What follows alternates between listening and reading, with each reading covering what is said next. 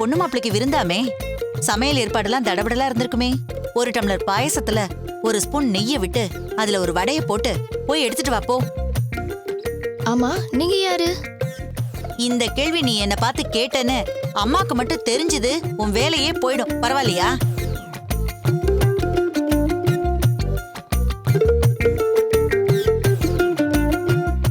அம்மா, அர்ஜென்ட்டா கூப்பிட்டீங்க? ஆமா. விஷயம் கேள்விப்பட்டியா? மாப்பிள்ளையும் பொண்ணையும் கூப்பிட்டு விருந்து வச்சது தானேம்மா. அதான் எனக்கு தெரியுமே. அத சொல்லல. அந்த தமிழுக்கு பொண்ணு பார்த்திருக்காங்களாம்ல? ஆமாம்மா, கொஞ்ச நேரத்துக்கு முன்னாடி தான் எங்க வீட்டுக்காருக்கு அந்த கோதை ஃபோன் பண்ணா. நாளைக்கு பொண்ணு வீட்டுக்கு போனோம், நீங்க கண்டிப்பா வரணும்னு கூப்பிட்டுருந்தா.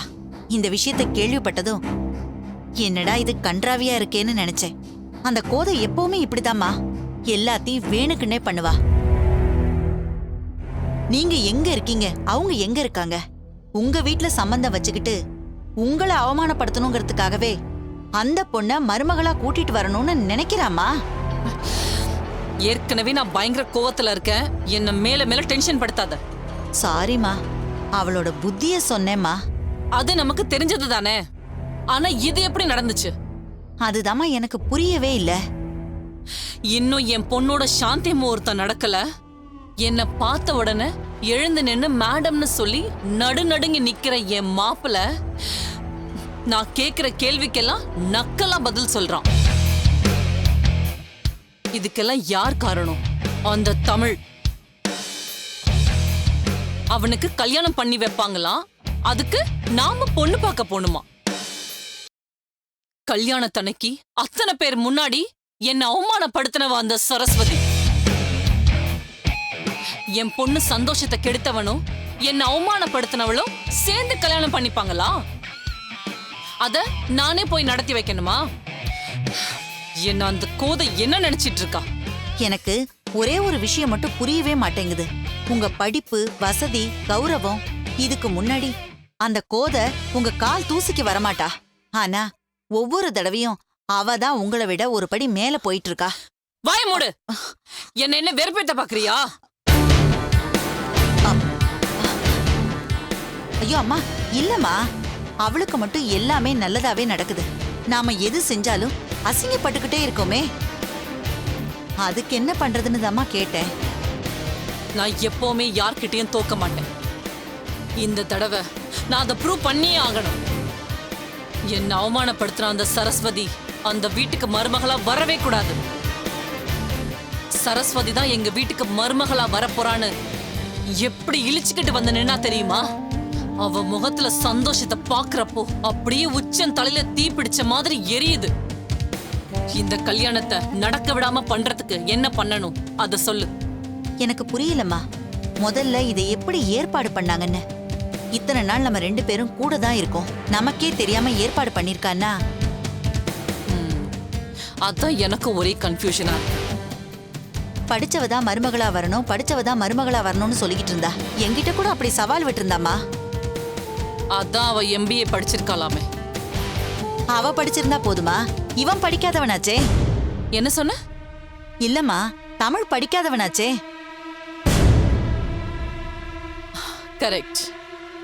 அதனால தானே தமிழ் படிக்கலன்னு சொல்லி ஓம் பொண்ணும் அவனை கல்யாணம் பண்ணிக்க மாட்டேன்னு சொன்னா. ஆமாம்மா. ஏன் பொண்ணு கல்யாணம் பண்றதுக்கு படிச்ச கார்த்தியை தானே சூஸ் பண்ணிருக்கா? ஆமாங்கம்மா. அப்போ எந்த ஒரு பொண்ணுமே தனக்கு ஈக்குவலா படிச்ச ஒரு பையன்தான் மாப்பிள்ளையா வரணும்னு நினைப்பாங்க. இது பேசிக் குவாலிஃபிகேஷன் இல்லையா? கண்டிப்பாமா. அப்படி இருக்கிறப்போ MBA படிச்ச ஒருத்தி படிக்காத தமிழ எதுக்கு ஓகே சொன்னா? அதாம்மா எனக்கும் ஒண்ணுமே புரியல. அப்போ இதுக்கு பின்னால ஏதோ ஒரு இஷ்யூ இருக்கு. அத நமக்கு தெரியாம மறைக்கிறாங்க. அத நம்ம கண்டுபிடிச்சிட்டா அவ்வளவுதானே, அதை ஈஸியா கண்டுபிடிச்சிடலாமா? அதுக்காக தான் உன்னை வர வச்சேன். விசாரி, அவ எதுக்கு இந்த கல்யாணத்துக்கு ஒத்துக்கிட்டான்னு எனக்கு தெரிஞ்சே ஆகணும். இதுக்கு பின்னாடி என்ன பிரச்சனை இருக்குன்னு நாம கண்டுபிடிச்சே ஆகணும். கவலைப்படாதீங்கம்மா, இந்த தடவை நாம அடிக்க போற அடி பெருசா இருக்க போகுதுமா. நீங்க சந்தோஷமா இருங்க, நான் பாத்துக்கிறேம்மா.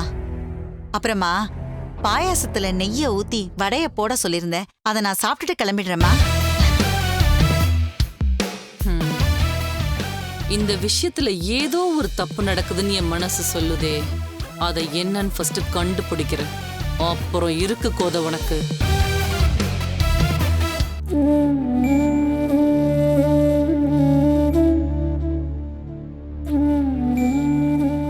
அத்தை, அவதான் புரியாம பண்றானா நீங்களும் சேர்ந்து இப்படி பண்றீங்க? இத பாரு, உன் அட்வைஸ் எல்லாம் உன் புருஷன் வந்த பிறகு அவங்கிட்ட வச்சுக்கோ. நாங்க பாட்டுக்கு பொட்டாட்டம் இருக்கோம். ஒன்ன நாங்க தொந்தரவு பண்றோமா? அத்தை, நீங்க சாப்பிட்டுட்டு சண்டை கூட போடுங்க. யார் வேணானாங்க? உங்க கூட நாங்க ஏமா சண்டை போடணும்?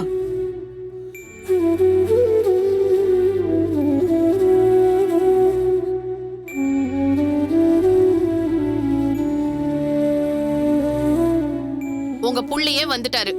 என்கிட்ட இவ்ளோ நேரம் பேசினதெல்லாம் அவர்கிட்டயே பேசுங்க. நான் யாருக்கிட்டையும் பேச தயாரா இல்ல.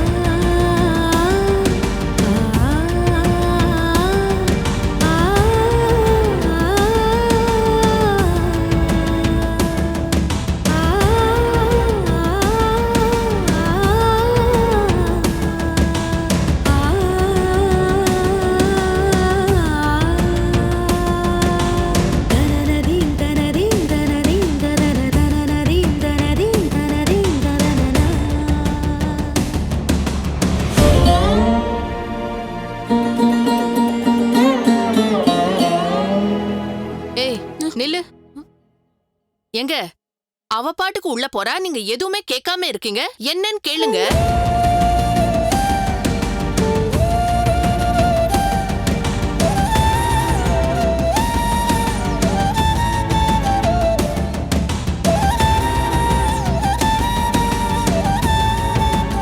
என்னங்க அவ பாட்டுக்கு போயிட்டே இருக்கா, நீங்க எதுவுமே கேட்காம இருந்தா என்னங்க அர்த்தம்?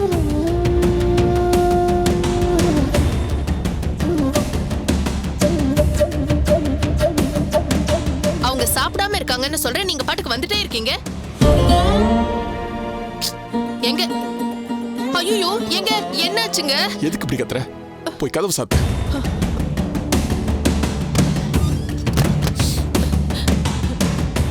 என்னங்க, எதுவா இருந்தாலும் ஏதாவது பிரச்சனைனா என்கிட்ட சொல்லுங்க. எனக்கு ரொம்ப பயமா இருக்குங்க. நீ அழுது எல்லாரையும் பதட்டப்படுத்தாத. நான் போன இடத்துல ஒரு சின்ன பிரச்சனை. போன இடத்துலயா? நீங்க சுப்பிரமணியனை பொண்ணு விஷயமா தானே பார்க்க போனீங்க. என்னங்க ஆச்சு? அந்த பொண்ணு நல்லா இருக்காளா? வேற ஏதாவது பிரச்சனையாங்க? அதெல்லாம் ஒண்ணும் இல்ல. இல்லங்க, உங்க கண்ணெல்லாம் கலங்கி இருக்கு. எனக்கு ரொம்ப பயமா இருக்கு. எதுவானாலும் என்கிட்ட சொல்லுங்க. நான் கண்ணு கலங்குறது நம்ம சரஸ்வதியை நினைச்சு. என்னங்க சொல்றீங்க? வீட்டுக்குள்ள நுழைஞ்சு அவ முகத்தை பார்த்த செகண்ட்ல இருந்து எனக்கு ஒரு மாதிரி உடம்பெல்லாம் உதறல் எடுத்துருச்சு. சுப்பிரமணி ஃபோன் பண்ணதும் நேரா ஹாஸ்பிட்டல் போனேன். அவர் பொண்ணு ஐசியூல வச்சிருந்தாங்க. என்னாச்சு? ஏதாவது ஆக்சிடென்ட்டா? இதுவும் ஒரு மாதிரி ஆக்சிடென்ட் தான். நாம எதிர்பார்க்காதப்ப நடக்குதுல்ல. அவர் பொண்ணு யாரோ ஒரு பையனை லவ் பண்ணிருக்கு. அது அவங்க அப்பா அம்மாட்ட சொன்னதுக்கு இரு பேசிக்கலான்னு சொல்லியிருக்காங்க. அதுக்கப்புறம் திடீர்னு வேற ஒரு மாப்பிள்ளைய வர வச்சு பார்க்க சொல்லியிருக்காங்க. அவ்வளவுதான். அந்த பொண்ணு பாய்சன் சாப்பிட்டுட்டா. ஐயோ கடவுளே, அவளுக்கு எதுவும் ஆயிடக்கூடாது. அவ நல்லபடியா வீட்டுக்கு வரணுங்க. இவங்களால எப்படி இந்த மாதிரி முடிவெல்லாம் எடுக்க முடியுது? 20 வருஷமா பார்த்து பார்த்து வளர்த்த பொண்ணு பாய்சனை குடிச்சிட்டு ஐசியூல படுத்திருக்கிறத பார்க்கும்போது அப்படியே நெஞ்செல்லாம் பதறுது. பெத்த அப்ப அத்தனை பேர் முன்னாடி கதறி அழுவுறான். ஐயோ, பார்க்கிறதுக்கு எவ்வளவு கொடுமையா இருந்துச்சு தெரியுமா? இந்த கர்மாந்திரம் பிடிச்ச காதல் அப்படி என்னதான் இருக்கு? யாரை பத்தியுமே கவலைப்படாத வெறும் சுயநலம் மட்டும்தானே இருக்கு. ஐயோ, எந்த அப்பனுக்குமே இப்படி ஒரு கொடுமையை கண்ணால பாக்குற நிலைமை வரவே கூடாது. ஆஸ்பத்திரியில அந்த பொண்ணை பார்க்கும்போது நம்ம சரஸ்வதி தான் கண்ணுக்கு முன்னால வந்துட்டு போறான். அப்படியே உயிர் போய் உயிர் வந்த மாதிரி இருக்கு. வீட்டுல வந்து இவளை பாக்குறப்ப அந்த பொண்ணு ஞாபகம் தான் வருது. என்ன பண்றதுன்னே தெரியல. காதல் இவங்களை இந்த பாடப்படுத்தும். வயசு அப்படிங்க. ஏன் நம்ம சரஸ்வதியும் தானே வீம்பா சாப்பிடாம இப்படி பட்டினி கிடக்குறா. நான் ஒன்னும் அவளுக்கு எந்த தடையும் சொல்லலையே. திடீர்னு வந்து இந்த பையனை பிடிச்சிருக்குன்னு சொன்னா நானும் சரின்னு தானே ஒத்துக்கிட்டேன். நீ லவ் பண்ணிட்ட, அதை நான் ஒத்துக்க மாட்டேன், உனக்கு தண்டனை கொடுப்பேன் சொன்னேன். இவ்ளோ தூரம் வந்துட்டீங்க, அந்த ஒரு விஷயத்தையும் சரின்னு தான் ஒத்துக்கோங்களேன். சுப்பிரமணியான பொண்ணு நினைக்கிறப்போ எனக்கு ரொம்ப பயமா இருக்குங்க. சரஸ்வதியும் அந்த மாதிரி ஒரு தப்பான முடிவுக்கு போயிட்டானா?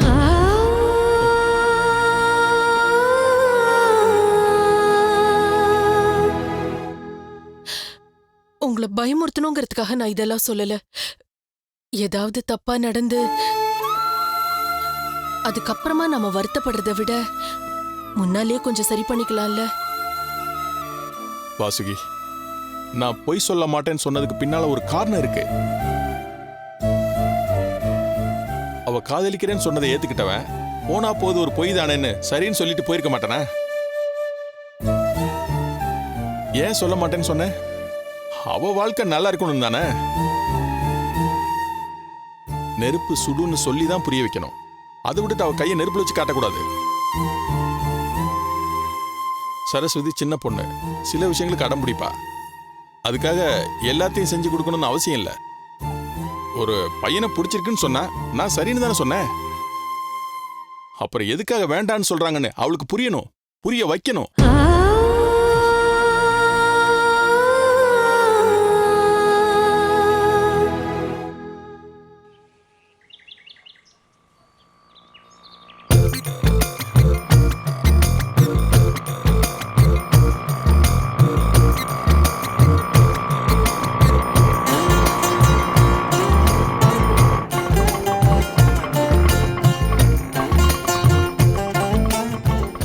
நீங்க ஓரமா நிப்பாட்டிக்கங்க, நான் வரேன்.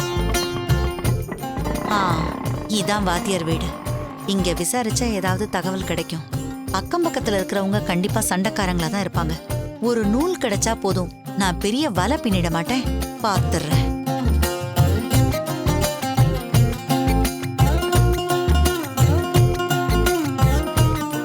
என்னங்க? யாருங்க? ஒரு நிமிஷம். உங்ககிட்ட கொஞ்சம் பேசணும். எங்க சொந்தக்காரங்க ஒருத்தங்க இந்த தெருவுல பொண்ணு பார்த்துட்டு போயிருக்காங்க. சரி. அது சம்பந்தமா விசாரிச்சுட்டு போலாம் தான். சொல்லுங்க, பொண்ணு யாரு? சரஸ்வதின்னு. ஆமா, நம்ம சொக்கலிங்க வாத்தியார் பொண்ணு. உங்களுக்கு அவங்க நல்ல பழக்கமா? பழக்கமா? இந்த தெருவுல சொக்கலிங்க வாத்தியாருக்கு சொந்தக்காரங்க மாதிரி நாங்க. அப்படி ஒரு தங்கமான மனுஷன். இங்க யாருக்கு என்ன பிரச்சனைனாலும் ஆளா வந்து நிப்பாரு. நியாயமான மனுஷன். கோயில் விசேஷமா இருந்தாலும் சரி, வெள்ளம் வந்தாலும் சரி, அவர் தான் ஆளா வந்து உதவி பண்ணுவாரு. அவரை பத்தி கேக்கலங்க. அவரோட பொண்ணு சரஸ்வதி இருக்கால, அந்த பொண்ணு எப்படி என்னன்னு. அந்த பொண்ணை குறை சொன்னா நாக்கு அழுகி போயிடுமா? அப்படி ஒரு குணவதி. இல்லங்க, நீங்க தப்பா எடுத்துக்காதீங்க.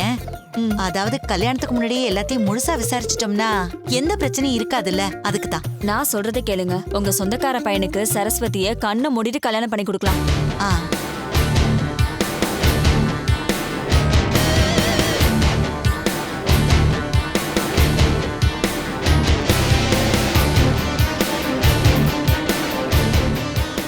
அந்த பொண்ணு கோவம் இல்லாத நல்ல குணவதியா கூட இருக்கட்டும். ஆனா எங்க வீட்டு சொந்தக்காரங்க நல்ல வசதியான வீடு. அவங்கள அட்ஜஸ்ட் பண்ணிக்கிட்டு போகணும். நீங்க யாரு என்னன்னா எனக்கு தெரியாதுங்க. உங்க நல்லதுக்காக தான் சொல்றேன். சரஸ்வதி தான் பொண்ணு பாத்திருக்கீங்கன்னா இப்பவே கல்யாணத்தை முடிச்சிடலாம். அதிர்ஷ்டம் உங்க வாசல்ல வந்து நிக்கிறப்போ நீங்க கதவை சாத்திக்கிட்டா எப்படி? அப்படிதான் நீங்க சரஸ்வதிய வேணாங்கிறது.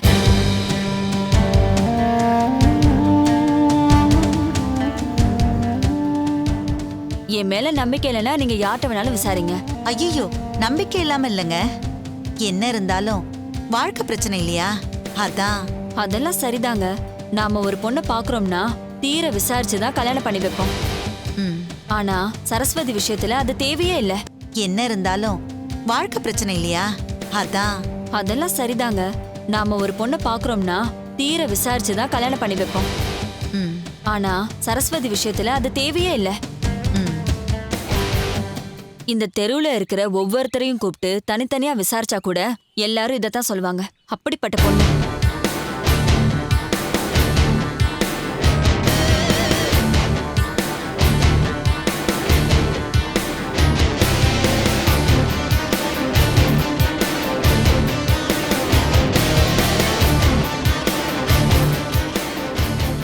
ஆ, குணம் மனம்லாம் இருக்கட்டும்.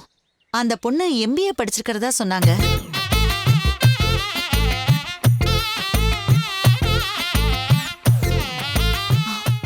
ஆமாங்க, அந்த பொண்ணு MBA தான் படிச்சிருக்கு.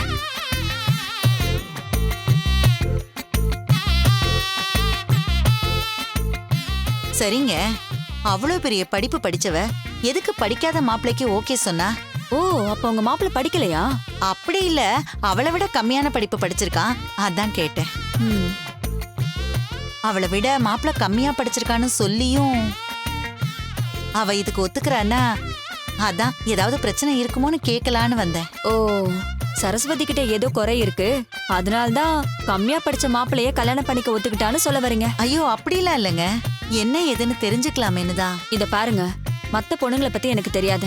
சரஸ்வதி அப்படி ஒரு வைரம். அவங்க அப்பா கிழிச்ச கொட்ட தாண்டாது. வாத்தியாரு ரொம்ப கண்டிப்பானவரு. ஓ, அதனால அவர் என்ன சொல்றாரோ அதத்தான் கேக்கும்.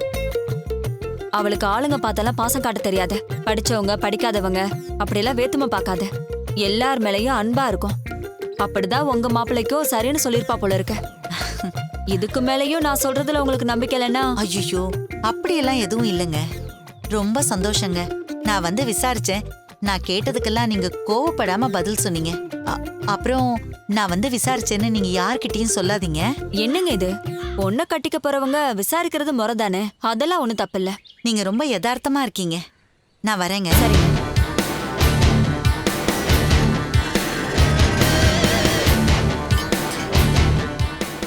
வேற யார்கிட்டயாவது விசாரிப்போம்.